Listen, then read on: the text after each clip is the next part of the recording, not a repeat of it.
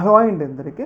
రీసెంట్గా మన భారతీయ వాయుసేన ఇండియన్ ఎయిర్ ఫోర్స్ ఒక సంచలనమైన నిర్ణయం అయితే తీసుకోవడం జరిగింది. ఆ నిర్ణయం ఏంటి అంటే, మన దేశానికి ఇప్పటివరకు సేవలు అందిస్తున్న, అంటే మన భారతీయ వాయుసేనకి ఇప్పటివరకు కూడా సేవలు అందిస్తున్న కీలకమైన యుద్ధ విమానం వచ్చేసి MiG-21 అనమాట. ఈ MiG-21 అనేది దాదాపు 1970s నుంచి చాలా పాతకాల విమానం. ఇప్పటివరకు కూడా మన భారతీయ వాయుసేనలో కొనసాగుతుంది. యాక్చువల్లీ ఏంటి అంటే, ఈ విమానాలని మన భారతీయ వాయుసేన ఎప్పుడో రిటైర్మెంట్ చేయాలి, అంటే వాటి కాల పరిమితి అనేది తక్కువ. కాకపోతే మన దగ్గర ఇప్పటివరకు కూడా అంత వేరే వనరులు లేకపోవడంతో వాటినే కొనసాగించడం జరిగిందనమాట. అయితే ఈ సందర్భంగా రీసెంట్ డేస్లో MiG-21లు చాలా పెద్ద ఎత్తున కూలిపోతున్నాయి అనమాట.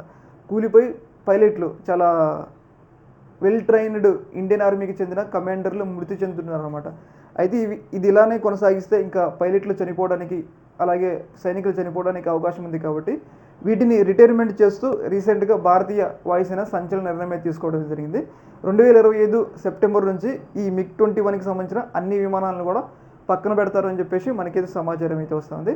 వీటి ప్లేస్లో ఈ MiG-21 ప్లేస్లో మనం రీసెంట్గా తయారు చేస్తున్న తేజస్ యుద్ధ విమానాలు ఉన్నాయి కదా, అమెరికా నుంచి ఇంజన్లు మనం కొనుక్కొని ఇక్కడ మన భారతదేశంలో స్వదేయంగా తేజస్ యుద్ధ విమానాలను అయితే తయారు చేస్తూ ఉన్నాం.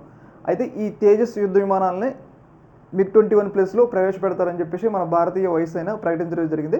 ఇది చాలా గొప్ప విషయం. అయితే మనం చాలా స్వదేశంగా మనం చాలా డెవలప్ చేసుకుంటున్నా కానీ ఫైటర్ జెట్ టెక్నాలజీలో మాత్రం మనం చాలా వెనకబడి ఉన్నాం. ఎందుకంటే ఫైటర్ జెట్ టెక్నాలజీ సాధించడం అంటే అది మామూలు విషయం కాదు. దాదాపు 20-30 సంవత్సరాలు రీసెర్చ్ చేసి ఉండాలి. అందుకోసం అని చెప్పేసి మనం అమెరికా నుంచి ఇంజన్స్ దిగుమతి చేసుకుని ఇక్కడే మన స్వదేశంగా యుద్ధ విమానాలు తయారు చేస్తున్నాం, తేజస్ యుద్ధ విమానాలు. త్వరలో మన భారతదేశం కూడా సొంతంగా యుద్ధ విమానాలు తయారు చేస్తుందని చెప్పేసి AMCA, ఆమ్కా లాంటి పెద్ద పెద్ద సంస్థలు కొలాబరేట్ అయ్యి మనకైతే సమాచారం అయితే వస్తూ ఉంది. ఏదేమైనా కానీ యుద్ధ విమానాల టెక్నాలజీ మనమైతే చాలా వెనకబడి ఉన్నాం. కాబట్టి యుద్ధ విమానాలు రిటైర్ చేసి ఇప్పుడు తేజస్ యుద్ధ విమానాలని మన భారతీయ వాయుసేనలో ప్రవేశపెడతారని చెప్పేసి మనం అర్థం చేసుకోవచ్చు అనమాట. ఈ యొక్క అంశంలో మీ యొక్క అభిప్రాయం కింద కామెంట్ తెలియజేయండి. ఒక మినిట్. Thank you.